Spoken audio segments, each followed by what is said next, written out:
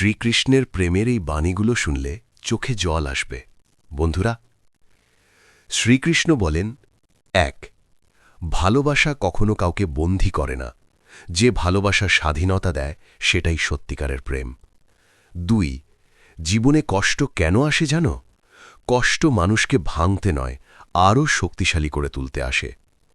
৩. ভগবানের উপর বিশ্বাস হারিও না। বিশ্বাসই সেই আলো যা অন্ধকারের মাঝেও পথ দেখায়। ৪.